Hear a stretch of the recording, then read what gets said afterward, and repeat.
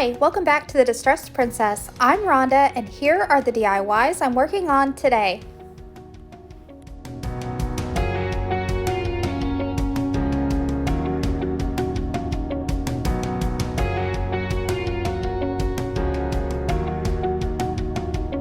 If you are an admirer of these amber colored jars and glasses, here is a DIY on how to do them yourself at home.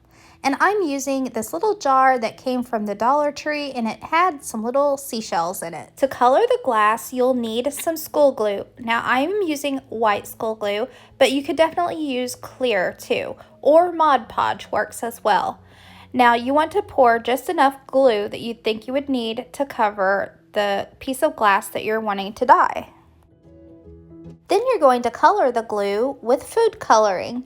Now this is kind of a trial and error. I started out with just a drop or two of each color because I'm trying to get a brown, but the secret is you want it to have a reddish yellow undertone. So when this glue dries clear on your glass, the reddish yellow undertone of amber glass will shine through. So to achieve this effect, I added quite a bit more of the yellow food coloring and a little bit more of the red.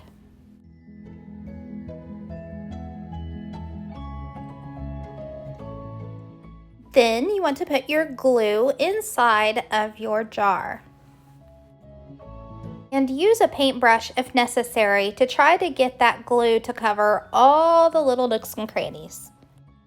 Then turn your jar upside down on a paper plate so all the excess glue will run out. And ever so often I would lift my jar and move it to a new location on the plate so that it didn't get all piled up and gummed up with that glue sitting in one spot. The longer you leave your jar upside down on the paper plate, the more glue will run out and the fainter color you will have. So if you want a darker amber color, then you don't want to let all that glue run out. And if you want to speed up the process, you can use a hair dryer. And then I used a damp rag to wipe away any of the leftover glue that was around the rim of the jar. And this is what it looked like after a full 24 hours of drying.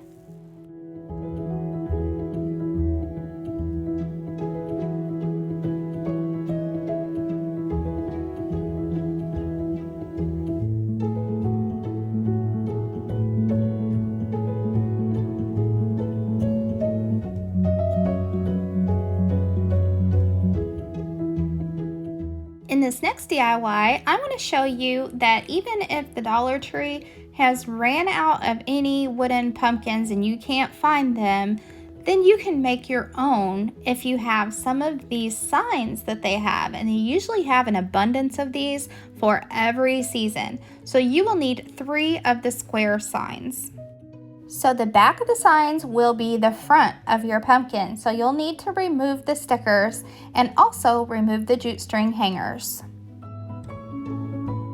If you have an oval template to use, something to trace around, that would probably be the easiest, but I didn't have anything oval shaped, so I freehanded an oval shape onto my sign.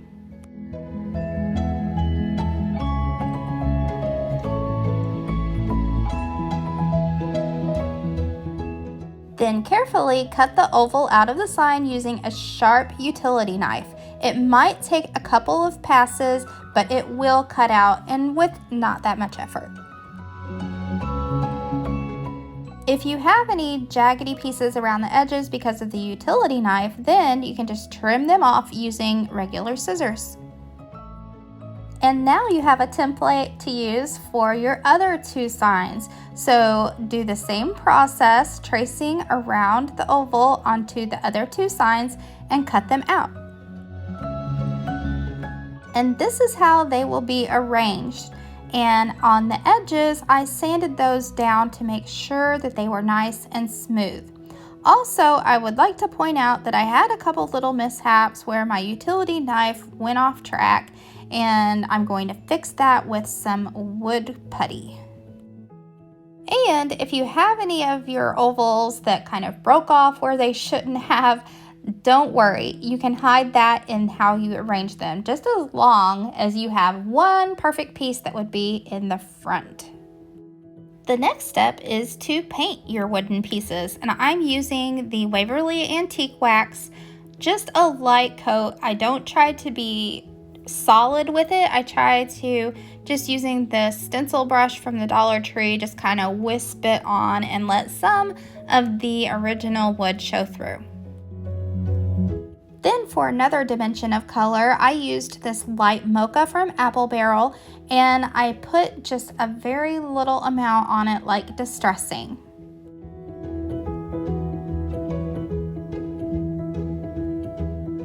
And here's where I realized that I could use wood filler to fix my little oopsies on the top sides of my oval where the utility knife kind of went a little too far. So just put some of that on with a spackling knife or even your fingers and make sure it fills in the little crack, if you have any, that is, and you're good to go.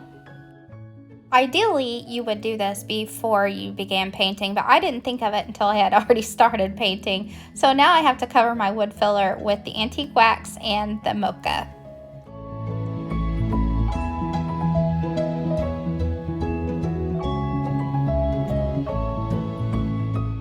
Now then, I wanted to add some white to my pumpkins, so I used my Rust-Oleum Linen White chalk paint, and I put it at first just where I thought the ridges of a pumpkin would go.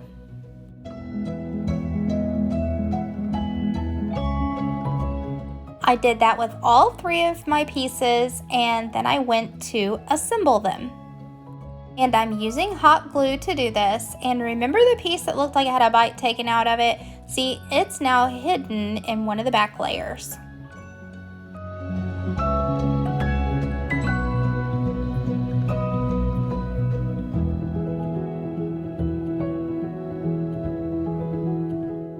For the stem, I used some of the leftover scrap piece of sign that I had cut the ovals out of, and I really just cut a rectangle with kind of a pointy end.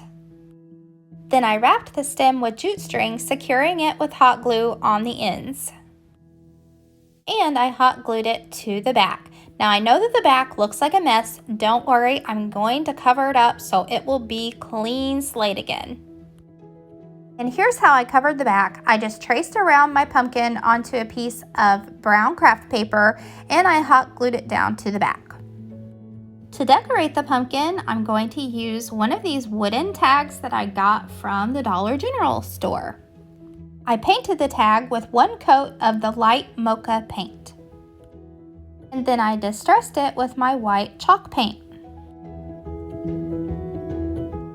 Before I added my tag, I decided that I wanted more white to this pumpkin, so I added another layer of white around the edges.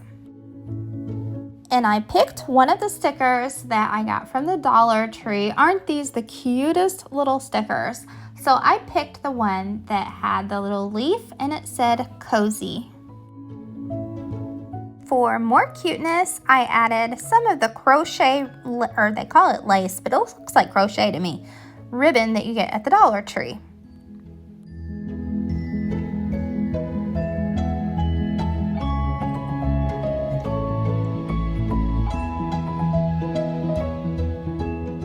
And then I tied the tag to the stem using some brown cord that I got from the Dollar Tree. And I wasn't quite satisfied with the pumpkin just yet. I thought of one more thing I wanted to do before I could be done, and that was to sand the white to blend it in a little better.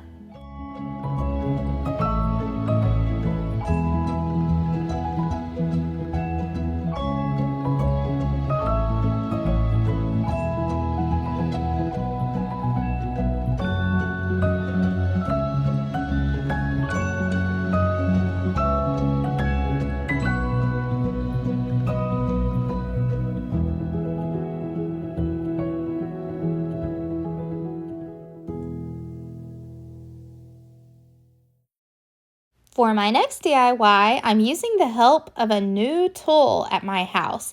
It's the VivoHome 8-in-1 heat press. One of my favorite features of this heat press is the swing away arm. It swings completely around so that you have a safe work area for putting t-shirts or plates or whatever you're wanting to heat press. It comes with all of these attachments that are for different things. This one is for putting images onto baseball caps. And these are 4 different sizes that you can heat press things onto mugs and cups. It's really simple to switch out your attachments. All you have to do is unscrew the bolts and then put your new attachment in and put the bolts back through using the holes that's in the attachment. Each attachment has its very own plug-in cable that you would attach to the heat press machine. Even comes with 2 different sizes of heat pads for making your own personalized plates. Think Santa Claus cookie plate. And it's really simple to get started. Just use the chart that tells you the temperature and time settings. Now I'm going to show you the VivoHome heat press in action. I just set my temperature and then set my time and wait for it to heat up. Everybody knows you can use these things for t-shirts, but I want to use mine for decorations. So I'm using these pot holders that I got at the Dollar Tree, and I'm going to put a cute fall design on one. I like the countdown, and it beeps when it's done. And look at how cute this is. I can't wait to try the other attachments. There will be a link in my description box for the VivoHome heat press, along with a coupon code that'll get you 12% off your order. It's Rhonda12.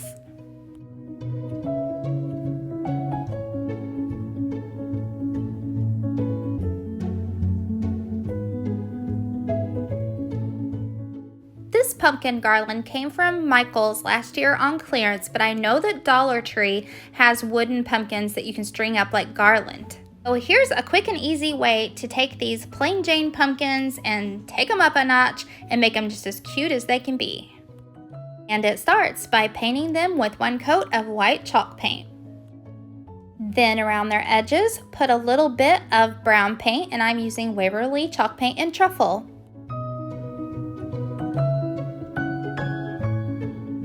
And then sand to blend and make it look more natural. And string them all up with jute string. The icing on the cake and what makes this a real cute garland is raffia. But instead of real raffia, I'm using the hula skirt that came from the Dollar Tree. You get so much more when you use the hula skirt for your dollar, so more bang for your buck. Plus, I really believe it's stronger, so it's easier to tie into knots than real raffia. And I just love how my pumpkin garland turned out.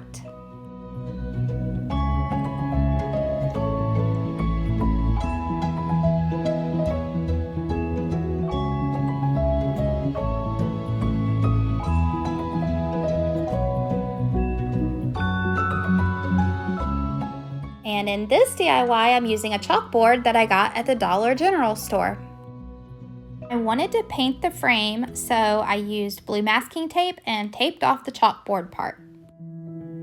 I really liked how the tag turned out in my previous DIY for my pumpkin, so I decided to use the same technique on this frame. So I painted 1 coat with light mocha apple barrel paint. And then I lightly went over it with some white chalk paint.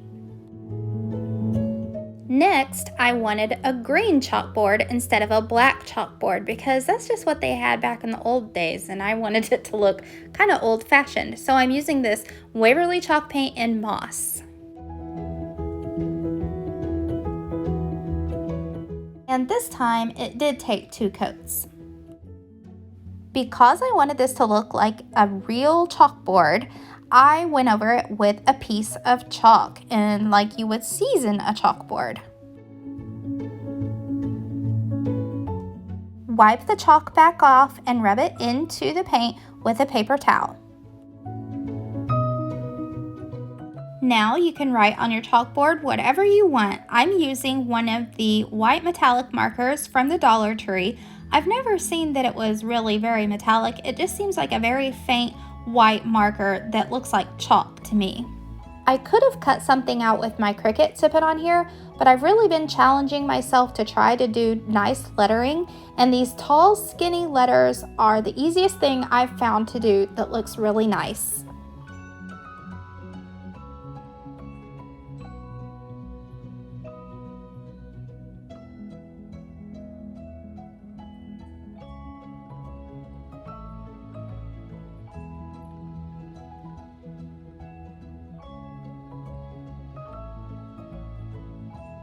Now let's take a look at all these super cute fall DIYs all together.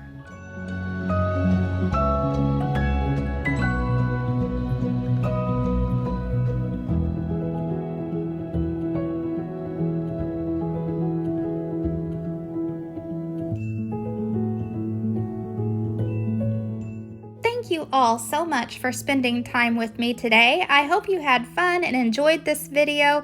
If you want to see more decorating DIY fun, then click the link that I provided for you here, and I'll see you next time. Bye!